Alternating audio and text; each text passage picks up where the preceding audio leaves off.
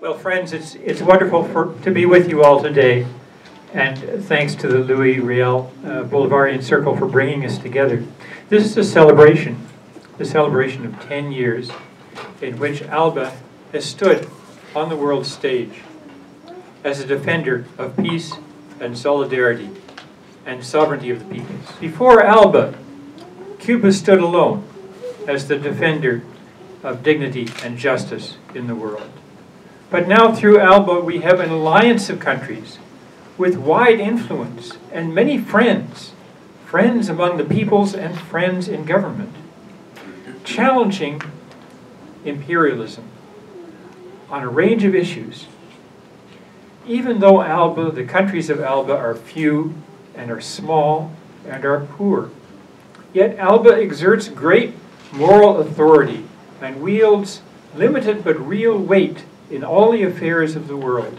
Indeed, ALBA is by far the most effective such international alliance in modern history. And that's saying a lot. Nowhere has this been so clear as with regard to climate change, in which profit-driven corporations have escalated this problem into a crisis of existence for humanity. In December last year, there was a governmental conference on climate change in Lima, Peru. Bolivia's President Evo Morales spoke there on behalf of the ALBA nations, in fact of the entire group of developing countries in the world, more than 100 I believe, and China. And he called for a climate agreement based on an anti-capitalist vision, on the learning of indigenous peoples, and on protection of life and Mother Earth, and not based on the market, profit, and capitalism. Yet the world's great powers once again refused at Lima to take meaningful action to prevent the catastrophe of climate change. After that failure, ALBA met in Cuba, and ALBA resolved to work toward a world encounter of social movements that would develop, quote, a proposal to save life and humanity. This goal recalls the great conference in Cochabamba, Bolivia in 2010, where more than 30,000 people from 100 countries, with leadership from Evo Morales and the ALBA countries, adopted a manifesto against capitalism's devastation of Mother Earth. Now, there are some on the left in Canada that have criticized ALBA countries for their failure to shut down oil and other extractive industries in their borders. This is absurd. ALBA nations suffer from permanent economic pressure and even subversion from Canada and its allies. They must sell what they can on the world market. And unfortunately, extractive products is about the only thing that the rich countries are willing to buy from them.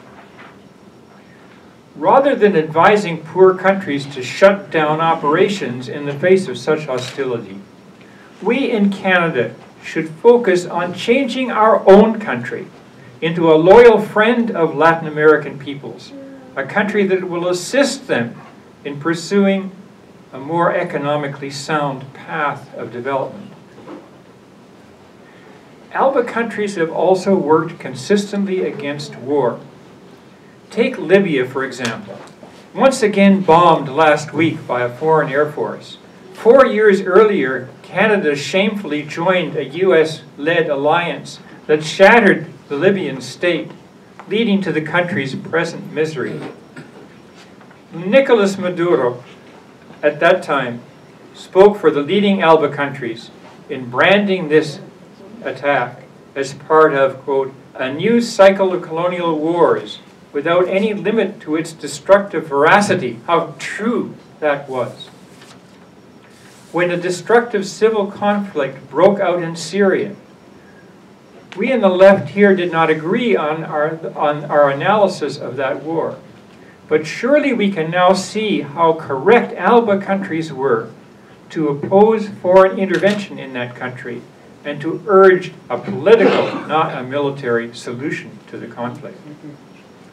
No wonder that ALBA nations have stood out in support of the Palestinians and have acted in the spirit of boycott, divestment, and sanctions against those who oppress Palestinians. I attended an anti-imperialist conference in Cairo in 2008, and I found there that the delegates from around the Middle East hailed Hugo Chavez as being more Arab than the Arabs in his stand against Israeli oppression.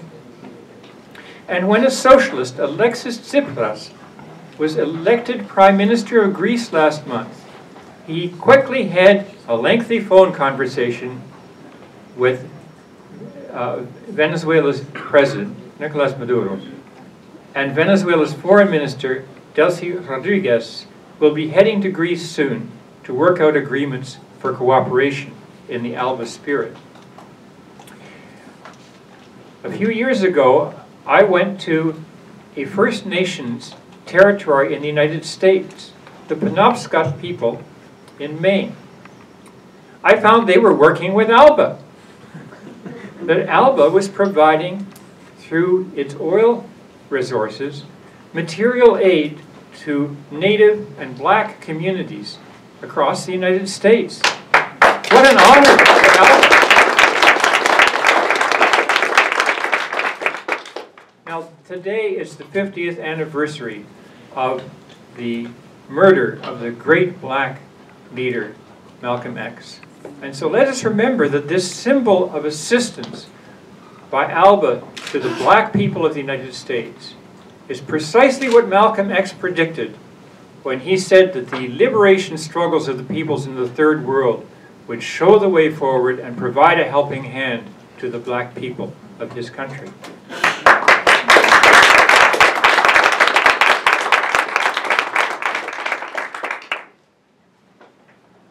When Haiti was devastated by a hurricane, Canada focused on building up the police forces who shot down the Haitian people. Venezuela and Cuba, however, won wide respect from the Haitian people for generosity and wisdom in their aid, which was given in the spirit of defending and enlarging the sovereignty of the Haitian people. ALBA has provided us with a historic example of international collaboration in friendship and solidarity. Moreover, leaders of ALBA have argued for an alternative type of society, a socialist society. And once again today, socialism is being discussed not merely by narrow radical circles, but in many Latin American countries by millions of working people. All the more reason for us today to support Venezuela, to support its president, Nicolas Maduro, to support ALBA, and to spread knowledge of ALBA's bold experiment in solidarity. Thank you.